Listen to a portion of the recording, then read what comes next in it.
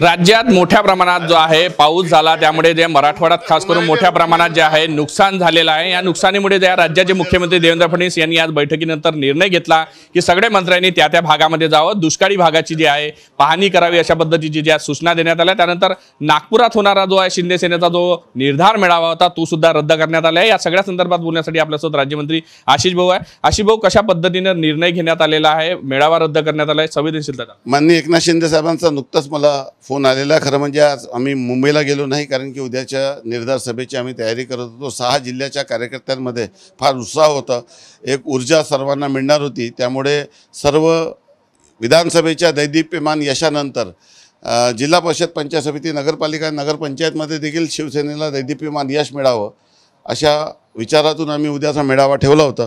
परंतु मला वाटतं आज कॅबिनेटलाही काही निर्णय झालेला आहे आणि शिंदे साहेबांनी स्वतः फोन करून सांगितलं की सर्व मंत्र्यांनी आपापल्या जिल्ह्यामध्ये, वेगवेगळ्या जिल्ह्यामध्ये जो अडचणी सापडलेला शेतकरी आहे त्याच्या बांधामध्ये जाऊन पिकाची पाहणी करा। आणि त्यामुळे उद्या सर्व मंत्री वेगवेगळ्या जिल्ह्यात दौऱ्यावर जाणार आहे। स्वतः एकनाथ शिंदे साहेब आणि मला वाटतं प्रताप सरनाईक साहेब धाराशिव जिल्ह्याच्या दौऱ्यावर आहे। मी देखील उद्या चंद्रपूर आणि गडचिरोलीच्या भागात दौरा करणार आहे आणि शेतकरी जो संकटात सापडलेला आहे त्याला मदत करणं आमचं प्रथम प्राधान्य आहे। सरकार म्हणून आमची जबाबदारी आहे आणि म्हणून पक्षाचा जो मेळावा होतो तो आम्ही पुढे ढकललेला आहे आणि पहिलं प्राधान्य शेतकऱ्याला देऊन उद्या आम्ही शेतकऱ्यांच्या शेतात जाऊन पिकाची पाहणी या ठिकाणी करणार। सरकार शेतकऱ्यांच्या पाठीशी आहे हा संदेश देण्यासाठी शेतकऱ्याच्या शेताच्या बांधावर होतं।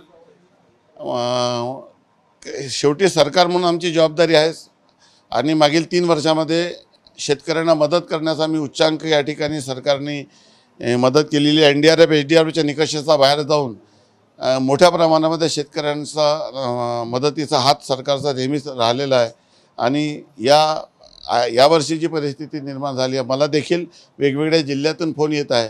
शेवटी एका मंत्र्याला एवढ्या जिल्ह्यात फिरणं शक्य नाही, कृषी मंत्री असो की मदत पुनर्वसन असो। त्यामुळे प्रत्येक मंत्री, पालकमंत्री त्यांनी वेगवेगळ्या जिल्ह्याचं किमान 2 जिल्हे 3 जिल्ह्यामध्ये दौरा करून शेतकऱ्यांना धीर आम्हाला द्यायचा आहे आणि सरकार या वाईट परिस्थितीत देखील आणि दुःखात शेतकऱ्यांच्या सोबत ताकदीने उभा आहे हा संदेश द्यासाठी आणि त्याला मदत करून पुन्हा उभा करण्यासाठी आम्ही शेतकऱ्यांच्या बांधावर या ठिकाणी जाणार। मुख्यमंत्र्यांनी येत्या 8 दिवसात मदत करू अशा पद्धतीने झालेलं आहे। कुठतरी अश्रू पुसण्याचं काम जे आहे ते केलं जाणार आहे का? कशा पद्धतीने मदत मिळावी अशी वाटते? कारण की विरोधकांची मागणी आहे हेक्टरी 50,000। नाही, विरोधकांनी स्वतः सरकारमध्ये असताना कशा पद्धतीची मदत केली आहे कोरोनामध्ये आपण पाहिलेलं आहे। एवढ्या मोठ्या प्रमाणामध्ये लोकांवर संकट आलं, परंतु आता isakal.com आहे देशातील नंबर 1 ची मराठी न्यूज वेबसाईट। प्रत्येक अपडेटसाठी isakal.com ला नक्की भेट द्या। मुख्यमंत्री सहायता निधी किंवा असं कुठलाही निधी खर्च करण्यामध्ये सरकार अपयशी ठरलं होतं। शिंदे साहेब सरकारमध्ये आल्यानंतर त्यांनी ज्या झपाट्याने लोकांना मदत करण्याचा वेग, तो एक उच्चांक आहे।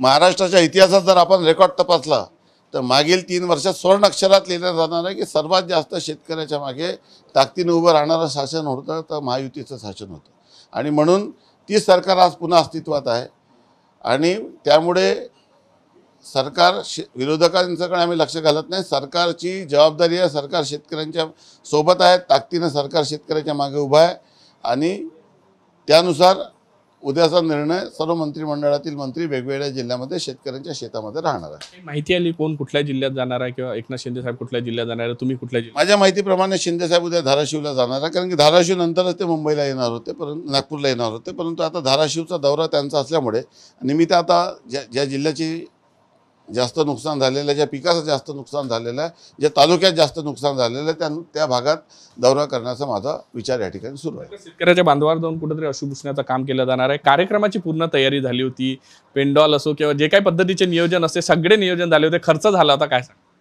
नाही, या संदर्भात आता आधी शेतकऱ्यांच्या हिताच्या संदर्भामध्ये जो निर्णय माननीय उपमुख्यमंत्री एकनाथ शिंदे साहेबांनी घेतला तो स्वागतापुरताच आहे। कारण की पहिले शेतकऱ्या बांधवांचा, महाराष्ट्राच्या शेतकऱ्या बांधवांच्या हिताची जी चिंता माननीय उपमुख्यमंत्री एकनाथ शिंदे साहेब करतात त्याबद्दल आम्ही त्यांचा खरं म्हणजे कौतुक करतो। कार्यक्रम जातात राहतात, होतात, समोर मागे होत असतात। परिस्थिती ज्या काळाप्रमाणे सुरू आहे त्याप्रमाणे मला असं वाटतं की साहेबांनी खूप चांगला निर्णय भाईंनी घेतलेला आहे आणि आम्ही ह्या निर्णयाला त्यांच्या प्रत्येक गावात आमच्या पूर्व विदर्भामध्ये जिथे जिथे शेतकऱ्यांच्या संदर्भातला आता असा हा नुकसान झालं असेल याचा दौरा माननीय आमचे मंत्री आशिषजी जयस्वाल आमचे स्थानिक आमदारांच्या सोबत ज्या ज्या जिल्ह्यामध्ये आम्ही लोक जाऊ शकून शेतकऱ्यांना काय त्यांचं नुकसान झालं काय नाही याची माहिती सादर करू ना, ती पण आम्ही उपमुख्यमंत्री एकनाथ साहेबांपर्यंत पोहोचवू. पुढचा मेळावा कसा होईल किंवा केव्हा होईल, काय कशा पद्धतीचं नियोजन पुढच्या काळात? नाही, आता पुढचं नियोजनाच्या संदर्भामध्ये विषय असा आहे की आता उपमुख्यमंत्री साहेब ज्यावेळेस आम्हाला याचं तारीख देतील त्या संदर्भात निर्णय घेतला जाईल. आजच्या परिस्थितीमध्ये आधी आम्ही शेतकऱ्यांचा विचार करून येणाऱ्या काळामध्ये त्याच्या संदर्भात आपल्याला कळवू. कार्यक्रमाच्या अनुषंगाने काय काय तयारी झाली होती ती आता ऐन वेळी म्हणजे अवघ्या 24 तासात राहिले असताना सगळं रद्द करावं लागलं कार्यकर्त्यांना? नाही, तयारीचं सांगायचं म्हणजे असं की सगळ्या तयारी सर्वच झालेल्या, फक्त साहेबांचा येण्याची प्रतीक्षा होती. बाकी सर्व जे संघटना मंत्री आणि आमदार लोकांना जे सगळं कर्तव्य पार पाडायचं होतं, एक पूर्व विदर्भ संघटक या नात्याने जी आम्हाला जबाबदारी दिली होती मंत्र्यांनी साहेबांनी, ती आम्ही पूर्णपणे केली होती. पण का नसो, शेतकऱ्याचा हिताचाच प्रश्न आहे, तो पहिले नंतर मग आमचा मेळावा. नक्कीच निर्धार मेळावा रद्द झाला असला तरी पुढच्या काळात तो निर्धार मेळावा होणार आहे. मात्र आता सगळ्या शेतकऱ्यांचे अश्रू पुसणं गरजेचं आहे, त्यामुळे उद्या शेतकऱ्याच्या बांधावर जाऊन जाय अश्रू पुसण्याचं काम जे आहे ते राज्यातले पूर्ण मंत्री करणार आहे. व्हिडिओ जर्नलिस्ट सौरभ बोलेसह पराग डोबळे, साम टीव्ही न्यूज, नागपूर. देश विदेशातील प्रत्येक घडामोडींचे लाईव्ह अपडेट मिळवण्यासाठी आता साम टीव्हीच्या सर्व सोशल मीडिया प्लॅटफॉर्मला लाईक, फॉलो आणि सबस्क्राईब करा. तसंच सर्व नोटिफिकेशनसाठी बेल आयकॉन प्रेस करायला विसरू नका.